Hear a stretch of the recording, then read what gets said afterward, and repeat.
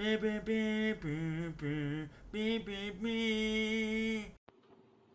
I'm Jeff. Otherwise, you wouldn't be here if you didn't know what. But anyway, channel stuff, blah, blah, blah. Welcome back. So, today we're going to do something just a little bit differently. I am going to talk about some new figures, and some old figures, and some kit bashes, and some whatever else, and yada shmada, and just kind of go through some action figures, because why not, right? So, yeah, let's get started, I guess. So the first one we're going to do, no cuts. We're going to talk about Shockwave, which is this fellow right here. From what I know about Shockwave, because I don't give a shit about G.I. Joe when I was a kid, and I still kind of don't, storyline-wise. It's interesting, but I don't know how to explain why I like G.I. Joe, but that's slowly changing for reasons that you'll see. Right. So, G.I. Joe, Shockwave, MP, Cop, yada shmada. So, I want to take a look at just his shield first, which is right here, so we'll do just that. So, shield, if you can see that, he's got some stomped out like cobras, like, I don't know what that means, if he's a riot cop. There are cobra guys rioting, and I don't know. Okay. G.I. Joe! Shotgun shells up here, which are kind of a cool little feature, you know, it goes along with the vest, the tac vest. He's got the Joe comm communicator right there. The hat does come off, and it reveals that. The hat's made of like the loose gummy material that their weapons are made out of. G.I. Joe! The shield is super strong, and like even on the back it's a little more stronger of a plastic, and got a little bit of detailing there. I do like that there's some lights on this, but lights on a riot shield serve absolutely no purpose unless you're planting it in the ground, and even then you'd have to take the lights off. Regardless, it's dumb. Does come with a nightstick here. The nightstick is super gummy. And it's the same nightstick that came with Mutt and Junkyard recently. It's gummy. I don't know why I'm saying it's gummy. Of course it's gonna be gummy, etc., right? But you know, in some cool poses, and he's got, you know, he's ready to rock and roll and everything else. The knife here is kind of cool. It looks like the knife that came with Spirit, just repainted in all matte black, which is, you know, it's not horrible. It's pretty cool. And it comes with some, like, little Uzi machine guns. The cool thing about this is that I discovered is that the clips come out. However, the clips, you bend it like Beckham, for the most part, and since they are gummier material, they are kind of a bitch to get in and get out. So, just fair warning with that. It is disappointing. I wish that, like, the gun is not as gummy as the other guns have been, which is great, but I wish that those clips would have been a little stronger. It's just why I like certain other brands when it comes to their weapons. So this knife had me questioning all knives in general. I guess it's supposed to be a box cutter, and it's supposed to be a throwback to the knife that he had. I can't really get a good lock on it here, but it's got like a little clip at the end, so I guess you could like hook in and cut down or something like that. I guess it's a throwback to the original Shockwave that had a backpack. He's got the back of him. He's got the posing of a G.I. Joe classified. So it's that's articulation for you. And ta-da! You can get him in a couple dynamic poses. He does stand better than most Joes on his own. I've come to find out, which I'm actually really happy about. Sometimes other G.I. Joes, or like Marvel Legends, for example, will take the same trooper that I happen to have right here. Normally, you know, you look at them wrong and they fall over. But, yeah, of course I picked the one figure that's not going to fall over and I look like a jerk. So, yeah. But there's your size comparison with a Marvel Legend. Dobby is very angry. So, sorry about that. Sorry about that. Small confines, dog barky, it happens. Come here, Dobbs.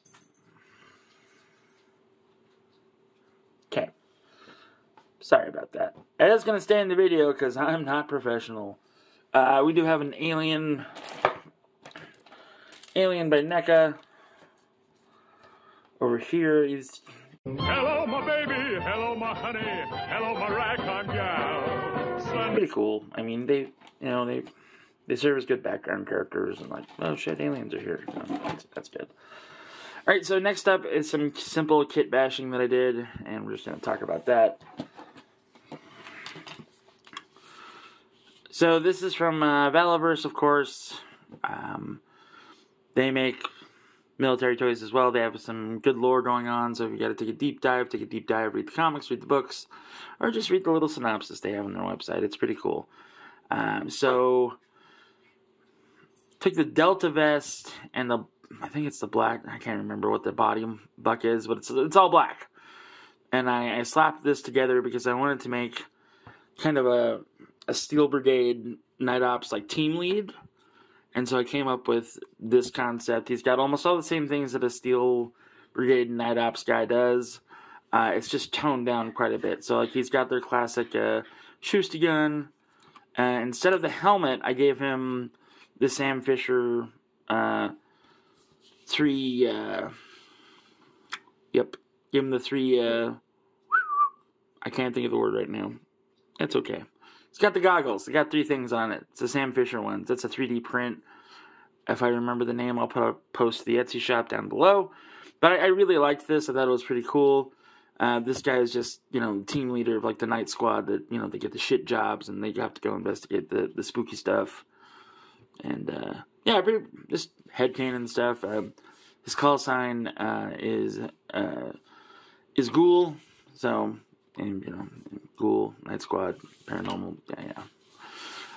The next one I have here is, so this is the version 2 Sergeant Slaughter body. And I took the head off, got rid of it, kept almost everything except changed up this. I had to change this. This is from a Marvel Legend character. I think it was a Punisher. I had to change it because I gave this guy, the Chipper Rhino, pistol. I envisioned him just kind of being like not a heavy hitter or anything like that, but when he's got a 6-shooter, because 6-shooters are cool. We gave him the new gun that came out in one of the latest weapon packs. I can't remember what. It's just a little light machine gun. It looks pretty cool. It looks very on par with what I had for the idea for the character. On the back, he's got the machete, in case shit gets real and he has to go into hand-to-hand. And that helmet, I can't remember if this came with I think it came with the heavy duty pack for the Steel Brigade. I painted it up just a little bit, just to make it look like it's been battle damaged, and this is like a lucky helmet, you know what I mean? So, not a lot of great detailing or anything on it. It was my first attempt, and I carved it up with a little bit with an X-Acto knife, so there's some grooves in there, so maybe he was in an explosion or something like that. I haven't come up with a call sign for this guy. If anybody has any suggestions, please put them in the comments below. That'd be super class. And the next one I want to talk about is, I'm going to do a full video on this, but I got really tired of not having a red hood, like in the 6-inch scale. No offense to Toddy Mac or anything like that, but 1/10, really? Man, it's like 1/12 is the way to go. Or 3 3/4, as I'm starting to learn, as I've got a few more figures from that line recently, but we're not going to get into it. The gun is from a Marvel Legend. I didn't do any modifications to that whatsoever. Dobby? Same with the holster. The gun does fit in the holster. I had to shave it down quite a bit, so like a little peek behind the curtain, it doesn't look that great. I could probably clean it up. Again, this was a knife holster that I cut down so that his crowbar will fit in there. This is just another leg pouch from a random Marvel Legend. I think it was a Punisher. The body is a Chamber body. Chamber Marvel Legend. He has the big flaming face. So, that's pretty cool. Same with the chest harness. That's from a Snake Eyes.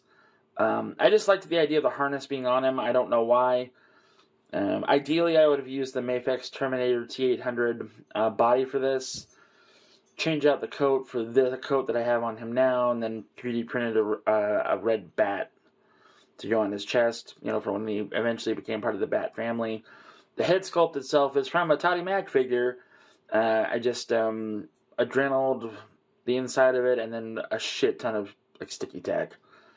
So he does have some movement on his head, like right here. So it looks kind of good. It's not great, but I mean, as long as you get it in the right angle. And anyway, I'll go in further detail about this when in another video coming up. I'm doing like a whole how-to on him if you really want to know. But yeah, these are some of the kit bashes and, you know, a new figure and everything else. And I really like the 6-inch line of figures. I think the detail's pretty cool on them. I like the 3 3/4 because they pack as much detail as they can on them. So yeah, tell me what you think in the comments below. Jeff, good to see you making videos again. Jeff, your figure reviews are kind of dumb, but whatever's clever, really. But yeah, it's Val vs. G.I. Joe, Marvel Legend. It's technically a DC character. Jazz hands. Remember to like and subscribe if you liked all the things. New viewers, my sister is trans. I support that movement 100%.